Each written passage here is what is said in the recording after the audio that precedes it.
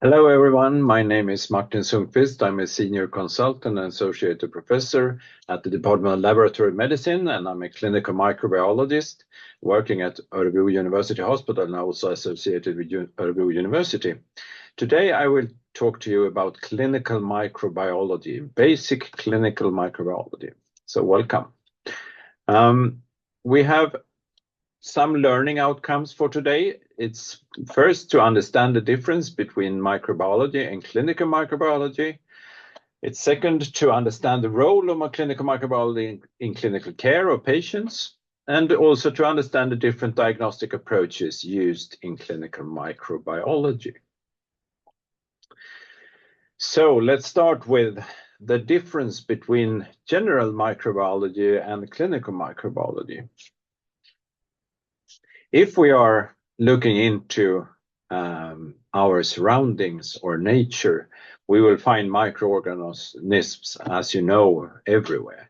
We will find them in the forest, in the seas, in specific, very specific environments like dense populated areas, or in agriculture, and even in very remote settings like the Arctics or heat tubs in Iceland and so on. So you will find microorganisms everywhere. And we are only a part of this in clinical microbiology. So when we discuss microorganisms in this sense, and also related to clinical microbiology, we discuss bacteria, of course, viruses, parasites, fungi, but also prions, although I will not mention them so much today because in clinical microbiology they are a very small part of our diagnostic approach. So what are the big differences? I would say that in general microbiology we study or are interested in evolution of microorganisms or the evolution overall, where we can use microorganisms to study such evolution as they usually multiply in a rapid speed.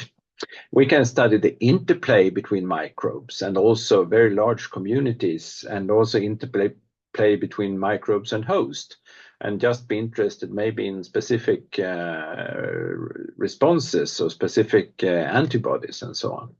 Or study more basic functions of microbes. We can study the metabolism of specific bacteria, or how a virus actually interacts with a cell and so on. Of course, this is interesting also from a clinical point of view, but in clinical microbiology, we focus very much. It's not research, it's clinical work. And therefore we aim for the detection of pathogenic microorganisms to predict the cause of disease. So it's to predict the cause of disease, to see whether a patient will be severely ill or maybe just slightly ill, or also sort of detect the cause of infection. We do different tests also to predict the effect of antimicrobial treatments in humans. So it can be antiviral treatment, or it can be antifungal treatment or antibacterial treatment, but we have tests for that. And then we are typing the microorganism.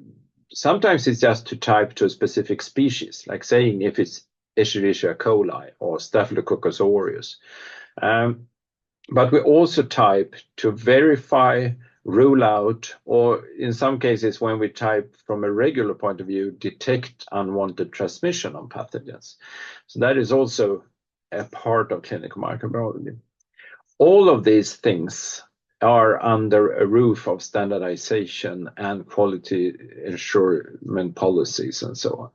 So we need to have a standardization, because a sample that comes to the laboratory needs to be interpreted in almost the same way the next coming day as well.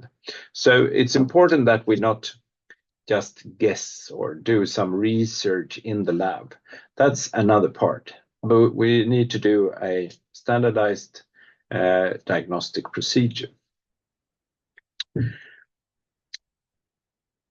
Although the general microbiology is not always involved in our everyday life, we are always in the phase or very sort of dependent on understanding some parts of the evolutionary paths. As new microorganisms might appear, like SARS-CoV-2, for example, for some years ago now, which caused this pandemic all over the world, but also the sort of slow-growing pandemic of antibiotic resistance. And in the beginning, I mean, long before humans, there were microorganisms around, and bacteria and viruses are therefore very well suited to adapt. They have bad proofreading systems, which we don't. We need to have a good proofreading system of our DNA to be sure there's no cancer development. But for bacteria and viruses, it's a way of evolving.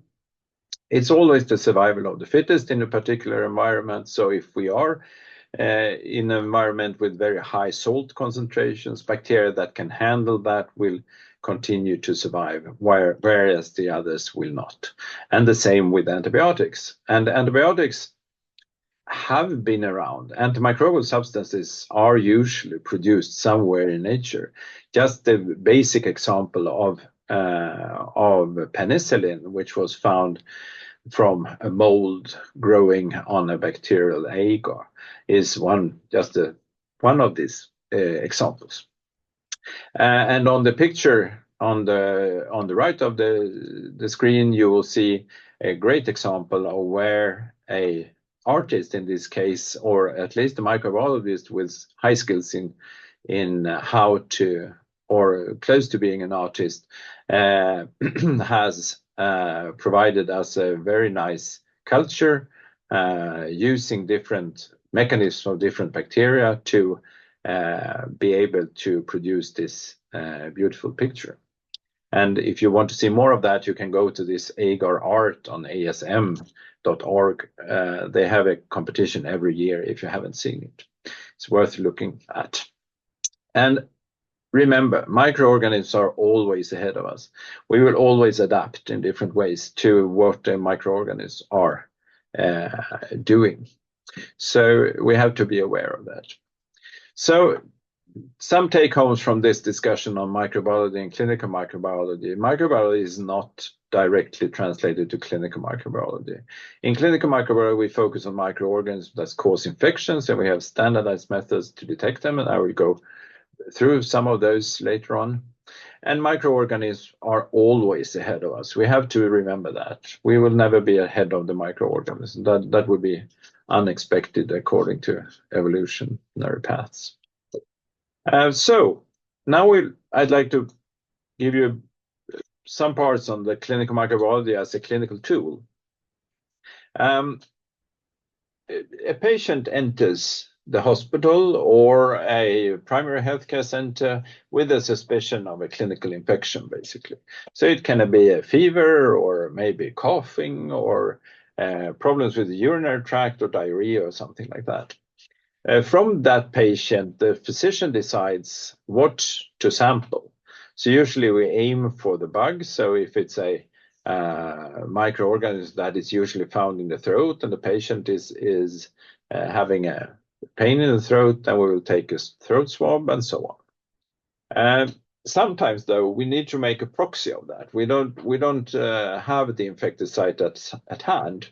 For example, in hepatitis, for example, where we can use the blood or serum as a substitute, as the virus is usually, or at least responses to the virus causing the hepatitis is circulating in the blood.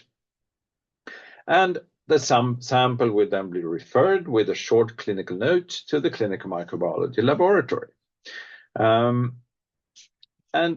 that clinical information that can help us in understanding the question on the sample is the epidemiology, which I will come back to, whether patient is immunosuppressed or not, whether it's an old person or a young child, because that will affect, for example, what you have been exposed to earlier in life, what kind of symptoms the patient have, and the time of symptom onset. Because if you have a very slow symptom onset, some pathogens might be more relevant, while in other cases, it's a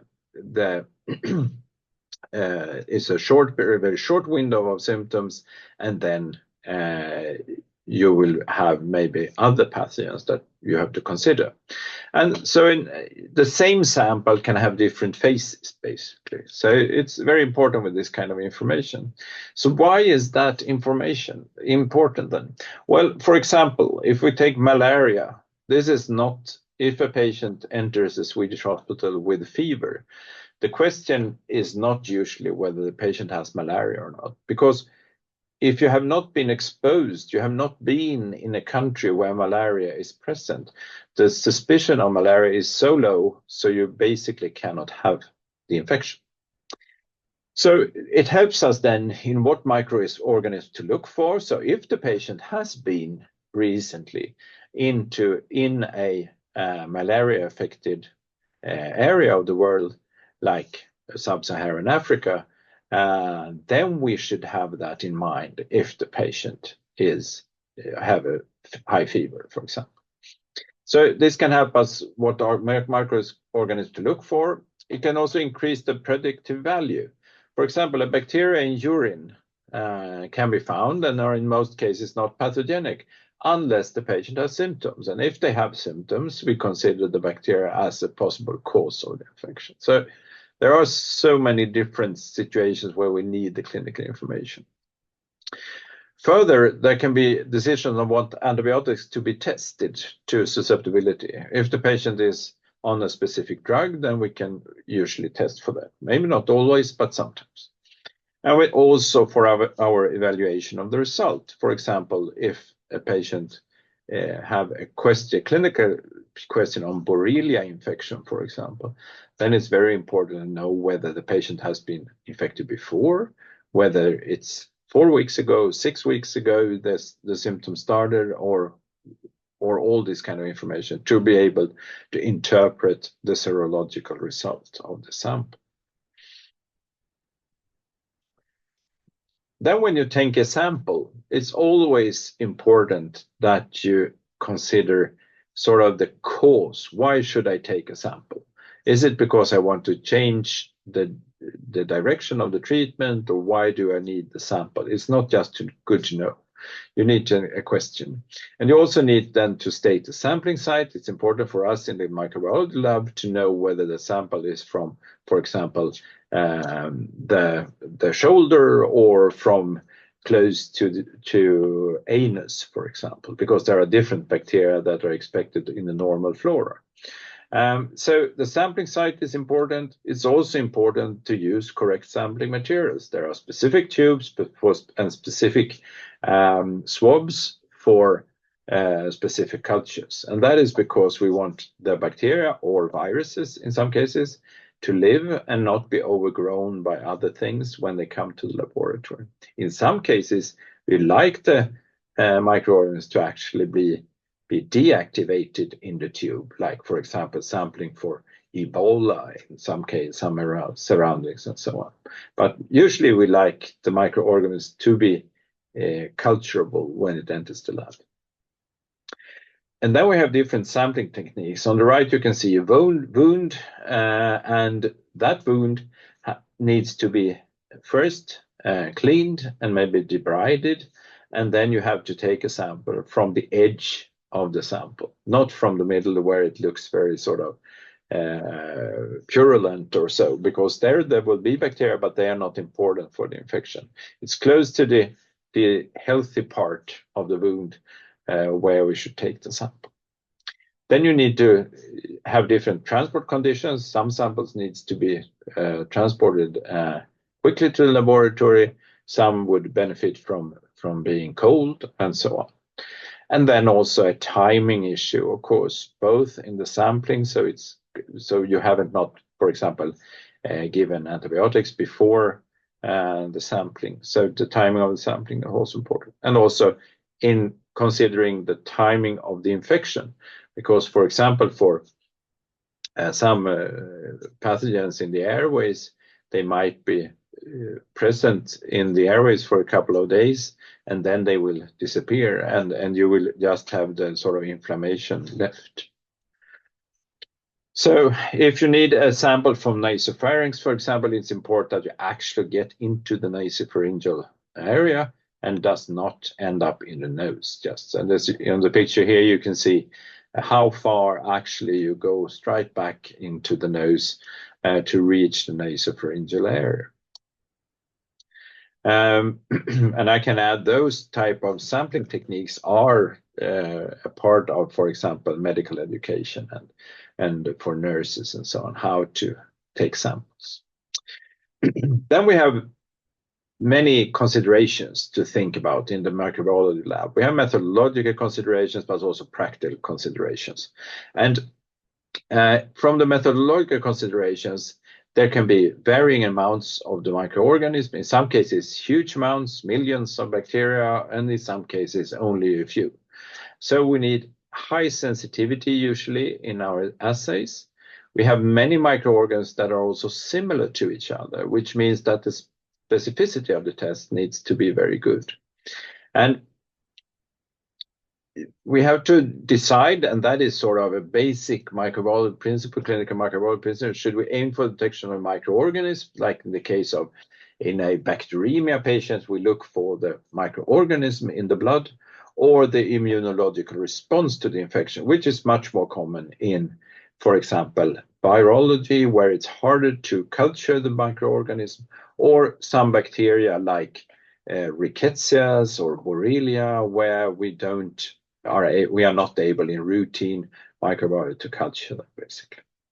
And then we have to see, is it important with susceptibility testing to predict antibiotic or antimicrobial effectivity?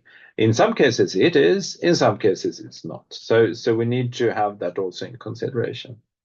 Then we have, as a clinical microbiology lab, we have many practical considerations. So we have to have the number of samples to process. Is this a huge number of samples? Then maybe some methods are more convenient than others. Is a rapid report important, like for example in see an infection in the central nervous system, or are there any biosafety issues that we need to consider? A sample from a patient with suspicion of Ebola, for example, should not be treated in all laboratories, but only in specific safety cabinet laboratories or safety laboratories. BSL levels on 4 in this case. And all the clinical laboratories has a BSL level on 2. And then we can have different. Some parts of the laboratory might be a BSL-3 laboratory, but only very specific laboratories will be BSL-4 to take care of the most dangerous pathogens, basically. And we also need to sort of adjust sometimes, because there might be a question from the clinic where you like to have very many analyses performed on very small amounts of material, and then we need to prioritize that during the way.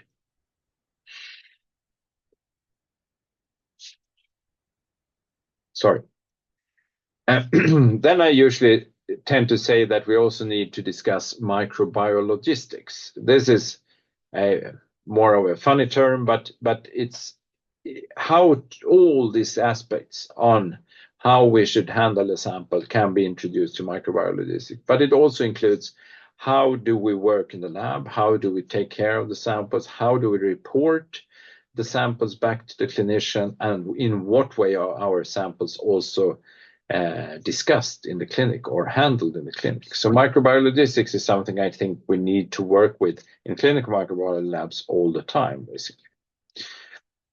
There are some examples where rapid information on the etiology of the infection is especially important. And that is, for example, septicemia. Sepsis is a condition where usually it's a bacterial infection that causes this, but it's the severe inflammatory response to the infection that actually makes the patient very, very sick, and they go directly to the intensive care unit. And especially in cases or environments where you have multi-resistant bacteria around, it's important to get the treatment right from start. And because of that, we need to do the diagnostics rapidly. In Sweden, for example, this is not maybe the most important thing, because here maybe it's enough to know the species of the bacteria in many cases, but it's increasing antibiotic resistance, and in blood cultures today with Escherichia coli, it's somewhere between 7 to 9% that might be ESBL producing bacteria, i.e. standard treatment doesn't work, and we need to report that rapidly. And also, as I mentioned, in infections in the central nervous system causing meningitis or encephalitis, in these cases, it's important to get the right treatment at the right time. So if it's a viral infection, you, in many cases, can treat that with antivirals, but it's then important to separate those from each other. And of course, in severe malaria, for example. So that's why we have malaria diagnostics in most hospitals on 24/7 basis. So what kind of technologies do we have in clinical microbiology, and how do we use them? That will be the second part of this talk, basically, that we will discuss. So first we come to culture. Culture has been used a long time. We have a very similar situation, you can say, compared to 1850. We are not making our own broth, for example, but we use bought stocks that we can then dilute, or we can manage them and make them in the lab to make a broth, or different agars. And different agars and broth are then placed in different environments. So that's why we have many different plates usually on a complicated culture, at least. The good thing with culture is that it allows for the detection of a broad range of bacteria and fungi if we culture them on a broad panel of agars. It's quite fast, actually. Most bacteria will grow, that are clinically important, will grow overnight. So to the next day, we usually have quite a good idea on what actually causes the infection. In some cases, you can do it much faster, like with blood cultures. Then you can have a result maybe in 8 to 10 hours in some cases. But in some cases, the bacteria grows very slowly. So for example, tuberculosis, which can grow in weeks.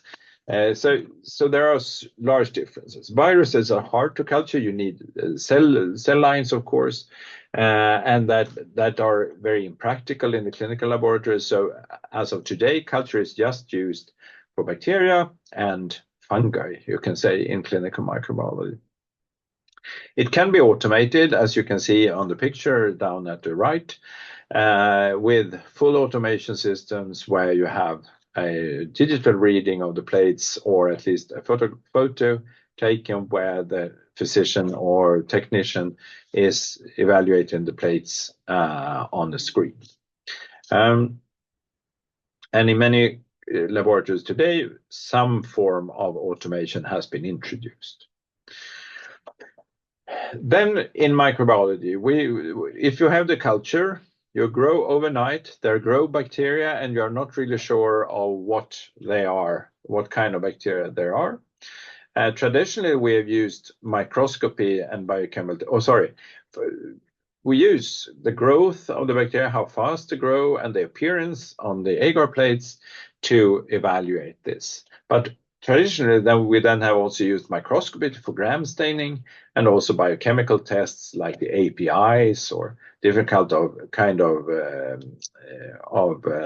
fermentation tests to evaluate what kind of bacteria there were.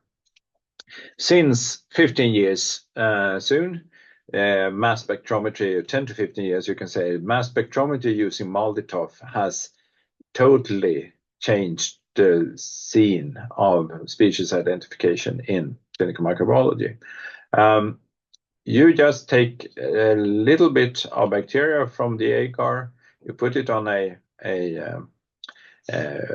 plate, a steel plate, a MALDI target plate, overlay with matrix, and enter it to the MALDI-TOF MS system to get an identification. MALDI-TOF is really a easy to use technique in the laboratory. So it stands for matrix assisted laser desorption ionization time of flight mass spectrometry. So The sample are added to a target plate. We add ferulic acid and or a matrix to this and let the matrix dry. When this happens, the matrix is partly degrading the bacteria, you could say, or preparating the bacteria. When we then put the target plate into the Molotov, the Molotov will ionize with first with a laser desorption approach, where you put a laser, 50 hertz laser, to these spots. Then you will ionize the large protein. So basically, this matrix donates positive ions to the protons to the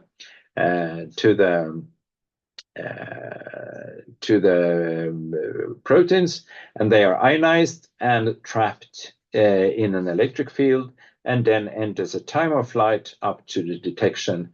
And the time of flight chamber is in vacuum. So using the formula by Einstein on the relation between masses as energy and speed, we can then calculate the masses of the different peaks. And every bacteria then almost then have a specific peak pattern within the range of 2,000 to 20,000 kilodalton. And that is used in Molotov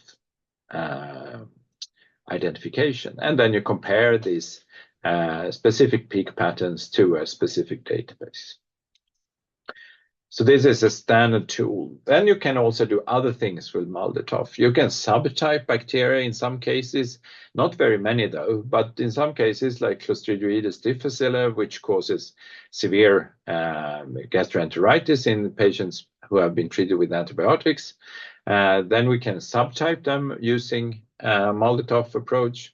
We can detect different kind of beta-lactamases like carbapenemase detection, as on the picture on the right, where we in a study already in 2014 could show that Molotov could be used to see the degradation of ertapenem, and then you could also see that that was restored when you added a inhibitor to the carbapenemase. So it's also possible to do susceptibility testing on spots on this, which is sort of breakpoint susceptibility testing, so it's not very detailed, but still it's possible. So there are some other applications of Molotov, but basically we use it for species identification. One very important part of clinical microbiology, and especially bacteriology, then, is susceptibility testing. Usually we do it phenotypically in this way, as is shown on the picture. We do disk diffusion. Disk diffusion is a method that is calibrated to the broth microdilution method and is very cheap and easy to standardize in the laboratory, but needs a lot of work for this standardization. But in almost all clinical laboratories in Sweden, this is standard microbiology or way of doing phenotypic susceptibility testing. And we then use the UCAST website and the UCAST breakpoint tables to interpret these zone sizes. Phenotypic susceptibility testing can be also quantifiable when you use MIC testing, and that can be useful in specific circumstances. You can also do some type of genotypic susceptibility testing, although we should not call it susceptibility testing, maybe, but rather resistance prediction, because you detect a gene which you don't always know whether it's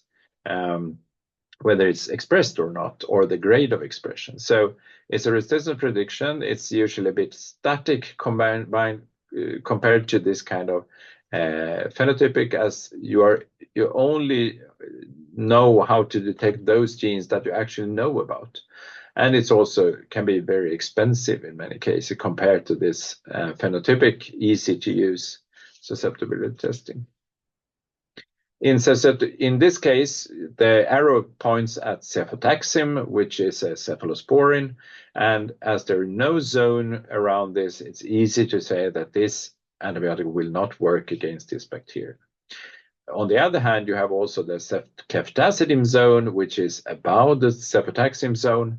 and there is a small zone, and I can say, just based on experience, that that zone will be lower than the clinical breakpoint and also regarded as resistant, while the others here have large zones and they will be over those specific species and antibiotic-specific breakpoints that are provided by the UCAST, and also then considered as susceptible and used, then a high likelihood that the treatment with these antibiotics will kill the pathogen and make the patient better.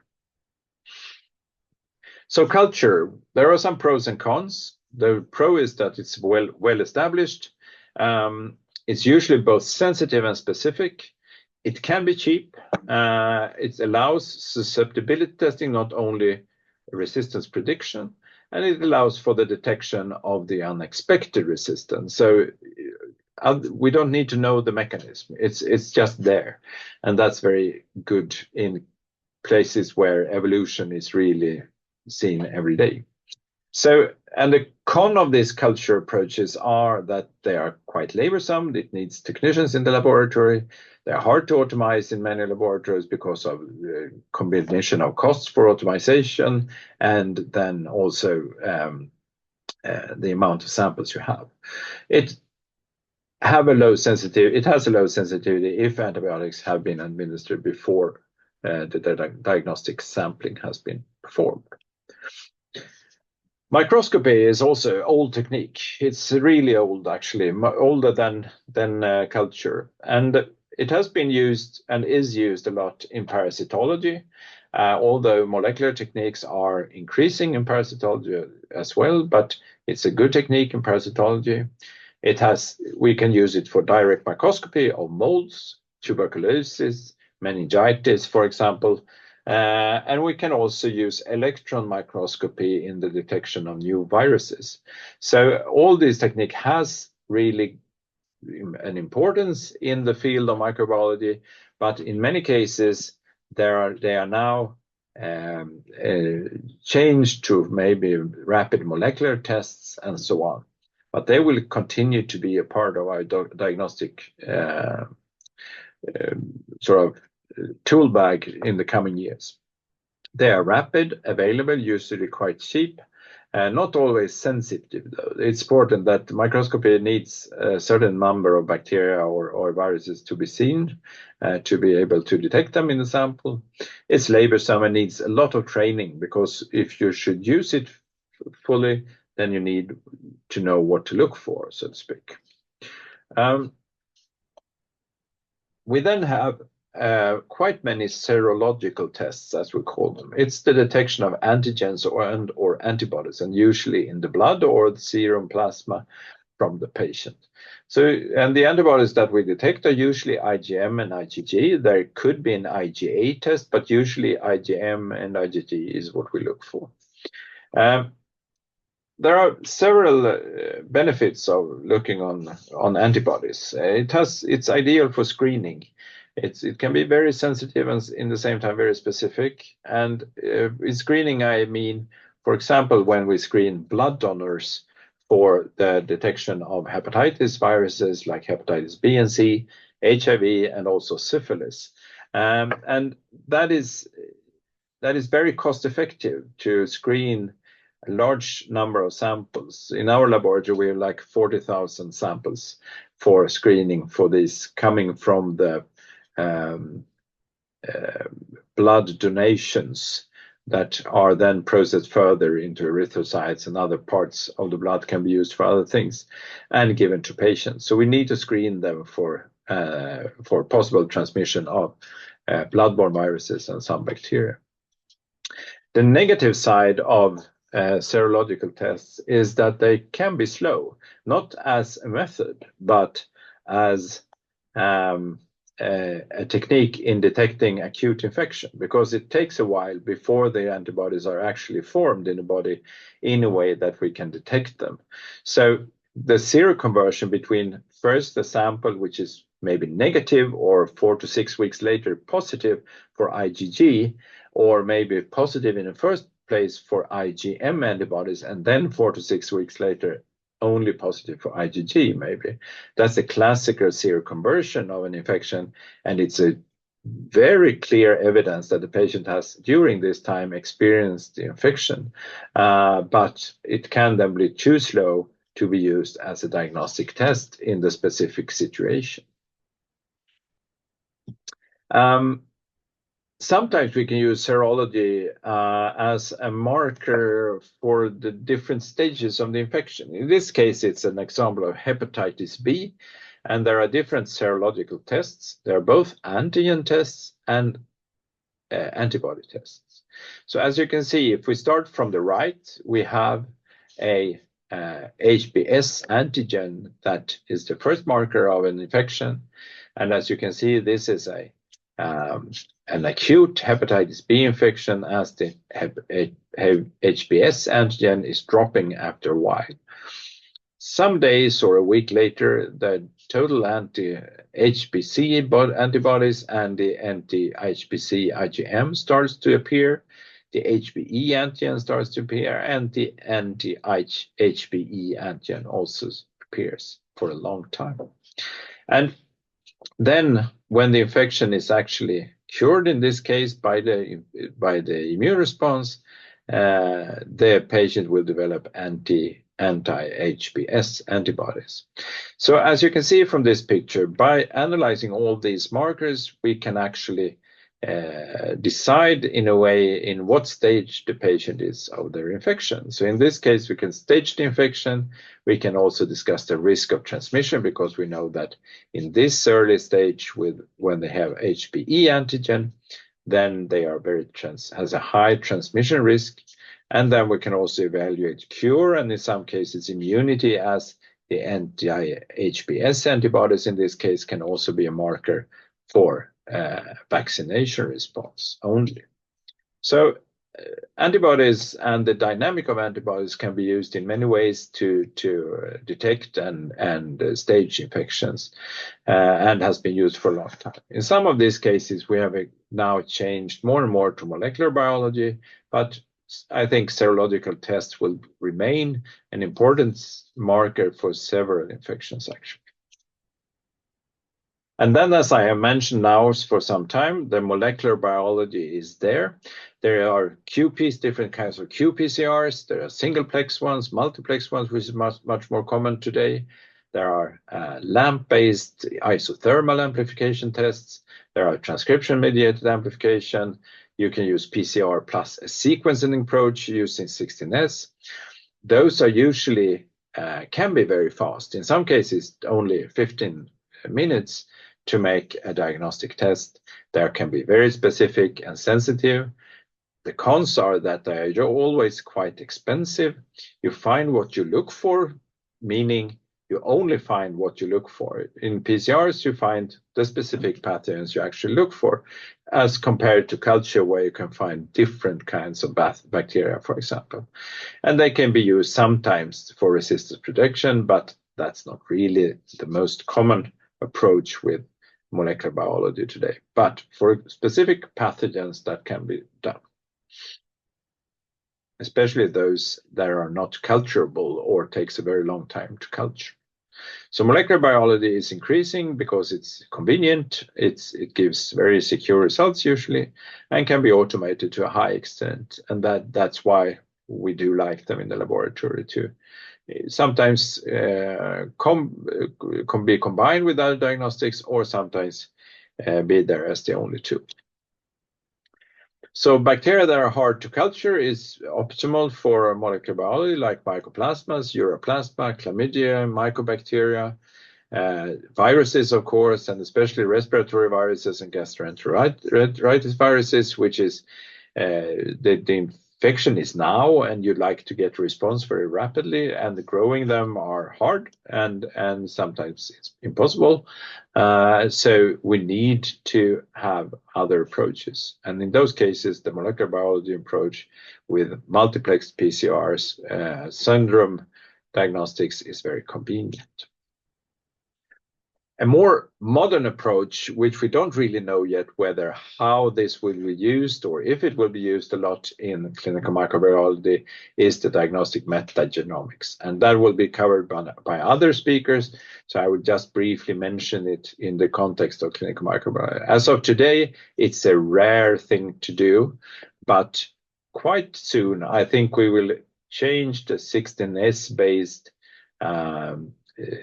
approach that we have today to a metagenomic 16S based approach for many sample types. It has the benefits that it can be sensitive and also give the very different species that you find in the sample.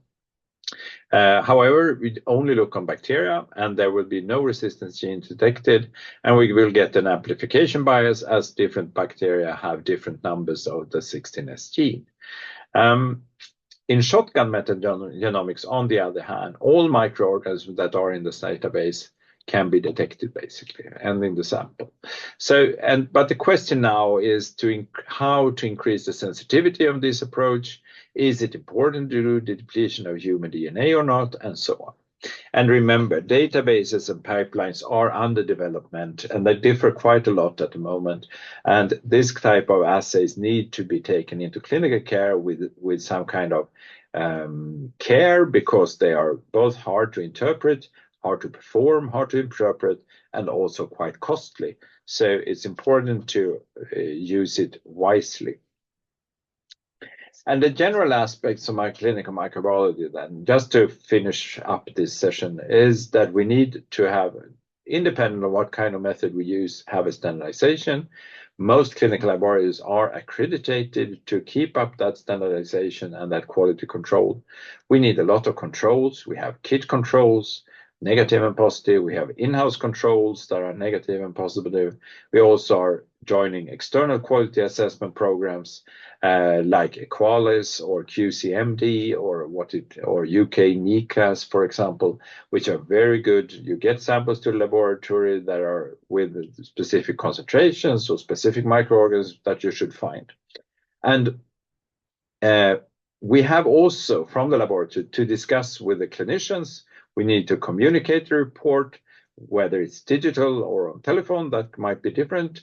And we need to work on the logistics all the time to make sure that samples end up in the laboratory in the correct way and the rapid way, and that we handle them correctly and then report in a timely manner back to the clinician.